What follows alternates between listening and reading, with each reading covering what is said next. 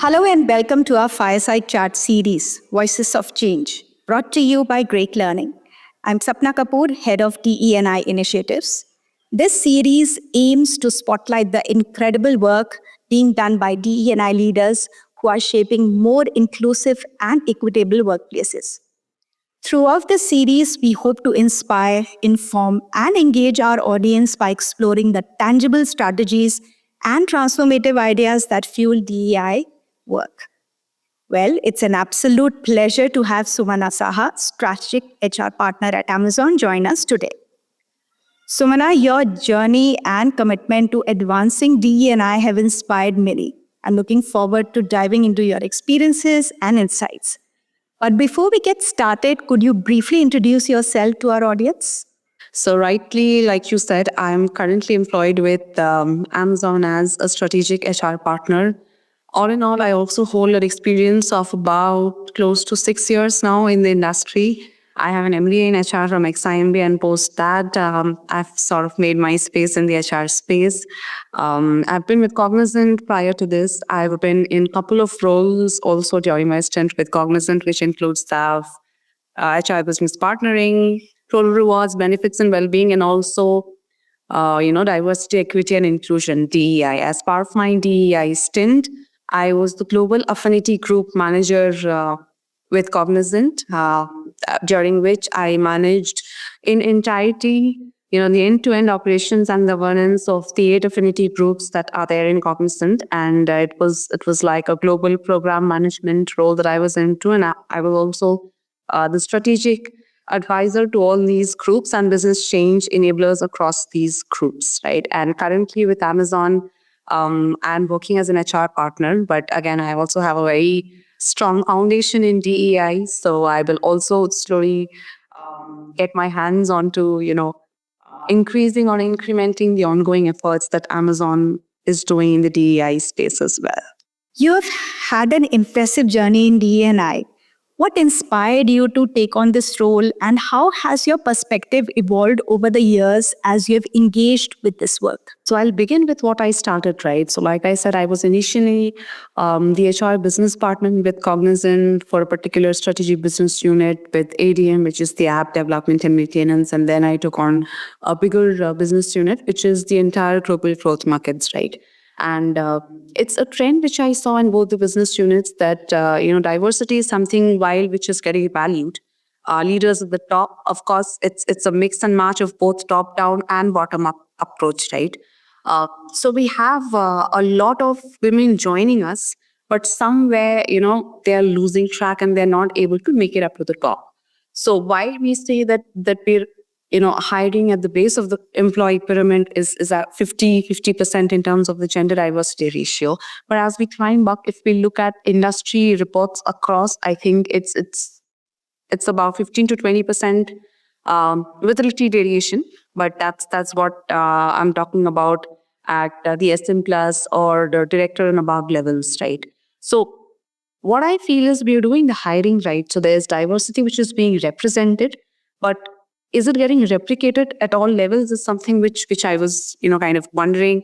And the second question which was being posed is also how far are we able to approach and achieve in terms of inclusion and belonging? Because diversity is right. It's just like having a seat at the table. But, you can offer anybody a seat at the table, but unless and until the person feels welcome, they might as well choose to leave at a certain later point, right? So how do we engage the diversity audience, the groups that we have, because we are doing our hiring efforts right, the diversity efforts are going right, but how do we keep them engaged? How do we retain them? How valued can we make them feel their opinions as, in the tone like that they do matter to us? And as they grew up the career trajectory, are they able to keep pace with the mainstream audience was something which I constantly kept on thinking, right? And in terms of belonging as well, creating an atmosphere where these groups can even bring themselves, their whole selves to work. Actually, when I say whole selves, is not just the work part of it, but they can be in an organization just the way that they are at home in terms of perspective sharing, in terms of bringing in their beliefs and values. So, what are we doing in our inclusion and belonging efforts is something which really intrigued me, because diversity metrics I could track very, very well in my business units. But, a lot of this data-driven, data-backed decision making and analytics actually forced me to think that are we losing track of our diversity efforts? Because if I don't get data, or if I don't get a real-time view of what's happening with my inclusion and belonging metrics, then I will nowhere be in a position to actually justify whether we are doing well with our DEI efforts. So that was something which kind of fascinated me to get into the DEI world and probe more. And then as I got into it, of course, a lot of things came, which I will be definitely talking about as well as we progress with the session. But yeah, this was my idea of getting into the world of DEI. That's a powerful insight, Sumana.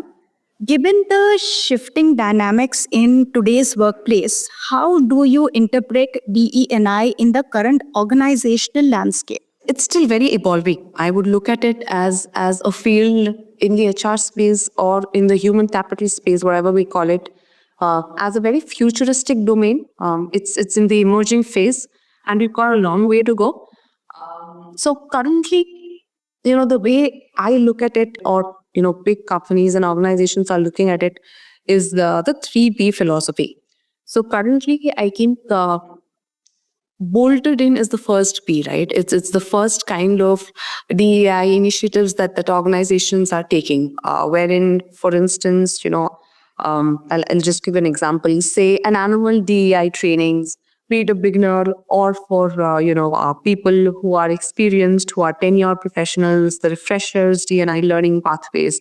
So you make managers go through effective managerial trainings, reducing unconscious bias, all of these. So, training based stuff would come under your bolted in initiatives. So these are like a one-time thing, which is an ongoing effort, of course, but then you really don't get to see real-time change or measure change. How far are you able to drive it or hardwire it into individuals' heads is not something which you're able to kind of get at. But I think from these traditional bolted in mechanisms, we are trying to actually move into a little more unconventional built-in mechanisms, or something which we look at it as born inclusive, measures.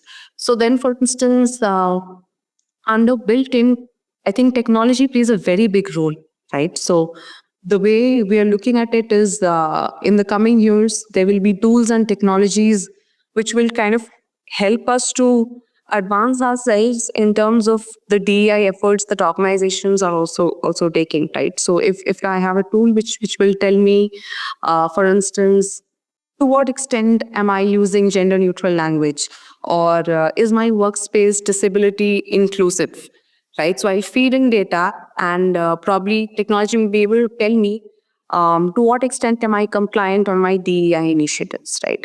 So this is how I think the world of DEI is evolving, and especially in the tech space, I think there's huge disruption coming in with AI and other disruptive tools and technologies that currently organizations are working with. But I think we've come a long way from where we started. This was fairly very recent in Cognizant, also in other organizations. Also, I think earlier what used to happen is business leaders or HR partners themselves kind of used to multi-hat.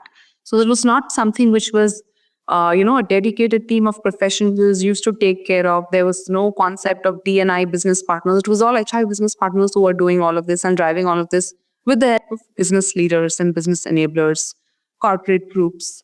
But with the emergence of employee resource groups, which we also call affinity groups, that you have for PWD, for LGBTQ plus population, for women, for race and ethnicity based groups.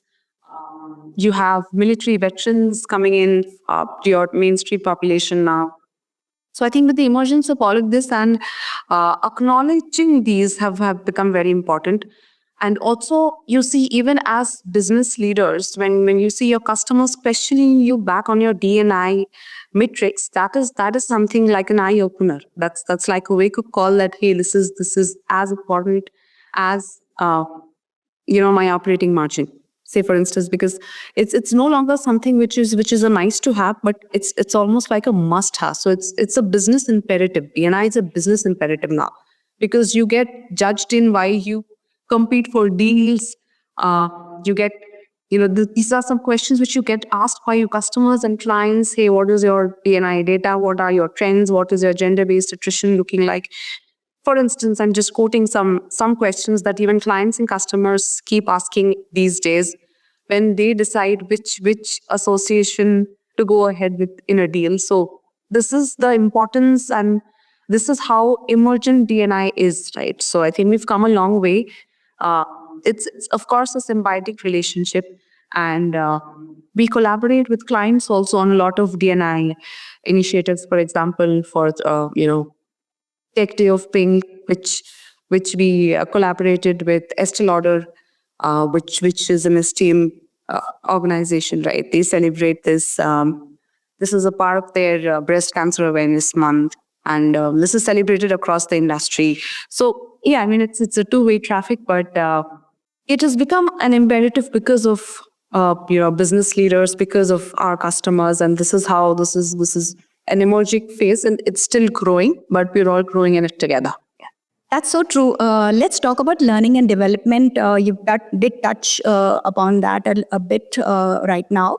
But what innovative L&D strategies are you implementing to foster inclusivity within your organization? If you could elaborate a little bit more on that. The mainstream learnings, which I think I already touched upon, your manager effectiveness trainings, your annual refresher trainings, which are mandated. It's even in the scorecards of leaders and people managers, your frontline managers, because, unless and until there's some sort of negative reinforcement or reprimanding, sometimes that really helps. It might look like, it's like, you don't do this, you see there's some negative reprimanding that comes in your way, but then that also helps. But apart from that, I think if we were to look at a forward thinking or a forward looking approach, then apart from these conventional learnings, there are a lot of unconventional methodologies that have been adopted across the industry. Like for women, I think 1:1, your one-on-one mentoring, speed coaching. That's something which is coming up. Like for instance, your mid-level managers.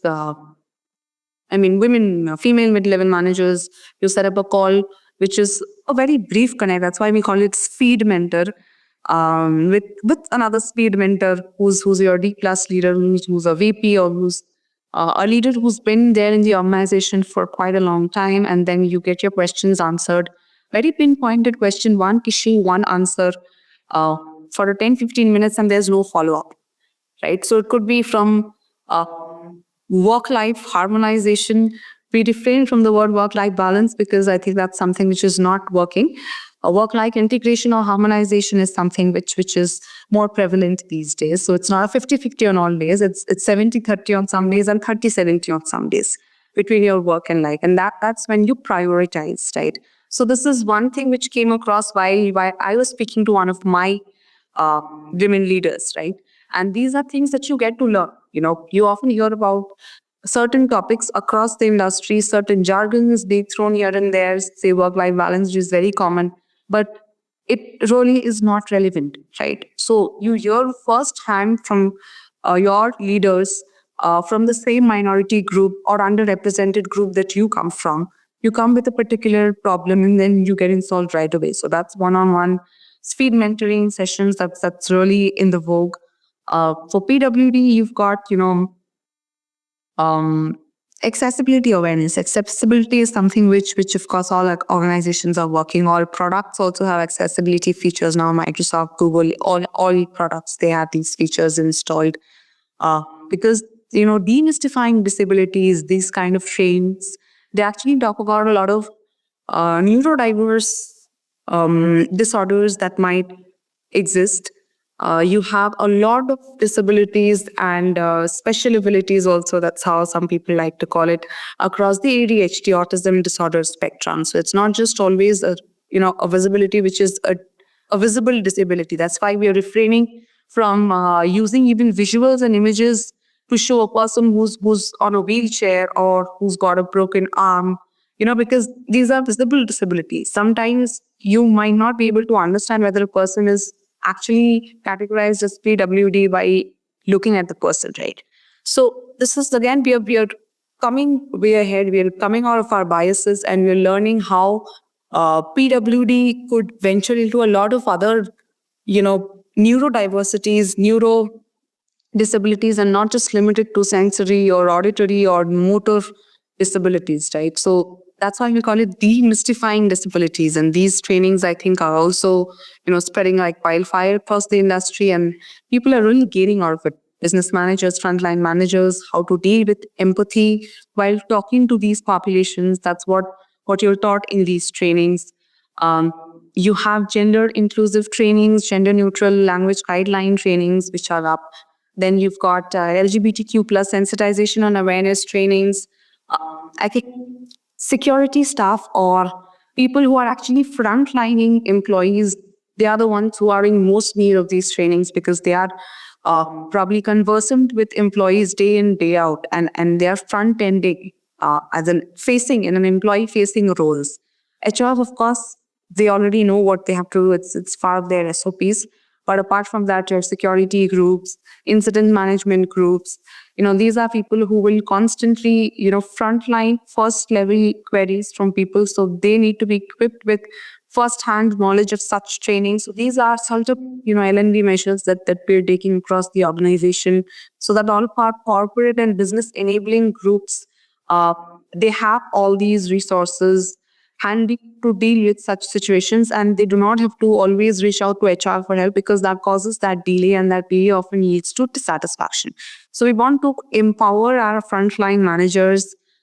We have manager resources, of course, and all these trainings available for our frontline leaders to sort of deal with empathy, to sort of deal with such cases and handle them with care and flag it to HR only when absolutely necessary, because HR intervention is always, looked up as sometimes, when business is not able to handle a situation, that's when HR is coming in. So it should be like that. So for everything and anything, if you get that kind of help and guidance from your managers, from your peers, I think nothing like it. That creates an atmosphere that you're in safe hands, you're in a psychologically safe atmosphere. And these, how to create a psychologically safe workspace. And then these are the sort of trainings that we are actually leveraging and emphasizing on. Fabulous thought and I think action. Lovely. I'm sure you agree that tailored learning is a great way to ensure equity. As we see rapid advancement in technology, how do you think artificial intelligence, you spoke about that, can enhance DE&I efforts, particularly in promoting equitable learning experiences? So I was waiting to talk on this actually because there's a lot of work which is already being done by Fortune top 10 companies already, right? It's still at a very nascent stage. AI itself is still at a very nascent stage. Like I said at the outset, it is a disruptive technology. There are pros, there are cons, but it's already causing and it'll cause even more disruption in our styles of working, as a corporate workspace together, and we navigate that as it goes along. But in the DEI space, of course, the shift that I spoke about from bolted onto built-in and broad inclusive technologies, I think is something which is revolutionary. I wouldn't call this disruptive because I would call it revolutionary, as it gives it a good sense, right? And say, for instance, for building measures, probably if and all organizations are already working on this, product-based companies who are actually working at the back end on developing products and technology. So for instance, if we could have a tool, for instance, if a manager, a people manager, or an employee or a peer is confused about how to initiate a conversation with a person from one of the affinity groups who's a member of these communities, right? And they can just, feed in data that this is what I want to say. And then there's a tool which will tell you what percent of it is, um, you know, gender neutral, or is it disability inclusive? Are you using the right pronouns? Or if it is not, then probably these are the checks that should be there in place. How far is it compliant with your DEI methodologies? So this is what comes under built-in technologies. But that's again far from born inclusive. Born inclusive is something which again we have a still very long way to go. It's at a very nascent stage, but of course with AI, everything and anything will be possible, and I'd like to think it that way. So the difference there is there's a product, there's a catalog, you feed in data, and probably AI will suggest a language or will suggest the code or the soft script in a way that is inclusive in terms of language. So the tool itself, so you'll not have to spend time working on connecting, the language or the tools, or if there are accessibility features. So the tool itself will give you solutions to, hey, why not try it this way?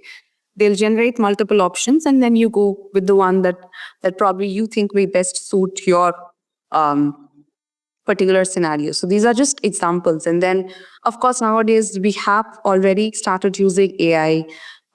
We've started taking baby steps successfully. You have speech to text and vice versa, text to speech assistive technologies, which are all results of AI products. You have audio being converted into video, and vice versa. So within audiovisual content also, for the people who are um, sight impaired, or who are auditory impaired, can actually refer to these technologies, the assisted technologies and tools, which really helps a long way. Because otherwise, you will always need to go to another person for help.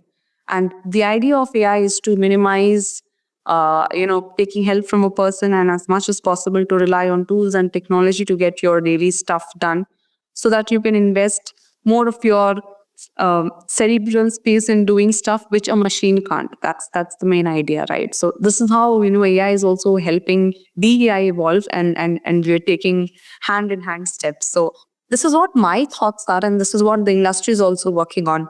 But again, once we're able to attain this, I think it'll be a wonderful achievement. But yeah, it still is very nascent. But yeah, we will surely get there with the pace at which AI is moving. We will definitely get there quite soon. Also, is what I'd like to believe. Wow, Sumana, it's so inspiring to see the impactful work that you are leading in this space. And I think your insights have been precious. Thank you so much, Bipar. But before we wrap up, is there some message that you'd like to leave our audience about the importance of DE&I?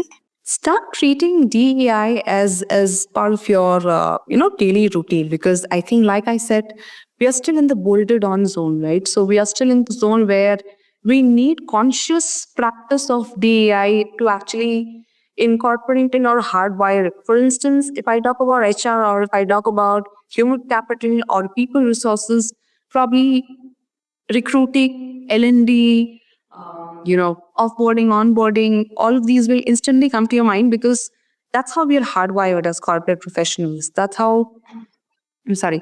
So if a person is brought into the corporate workspace during the employee life cycle, these are things that you'll have to take care of. It's like check boxes: L&D, performance management, managing underperformance, performance improvement plans, and so on and so forth, grievance handling. So these are already there, but DEI is not part of an employee life cycle. It's a continuous, ongoing effort, right? So we have to treat it that way. So the first thought that might come to your head when you hear of, say, for instance, a peer person joining your team, might be something which you shouldn't say it out aloud. So it happens with us also. Even with DI professionals also, we still haven't reached that stage where we can control the first thought that comes to our minds. So that's the bias. And that will come over the years. So try controlling that. And that's what I mean when I say conscious inclusion. So conscious inclusion is something which I think I would leave my audience with as a message. Beautifully said, Sumana. Thank you once again for being a part of Voices of Change. It was wonderful speaking with you. This has been Voices of Change, brought to you by Great Learning. Until next time, stay committed to creating a world where everyone has a voice.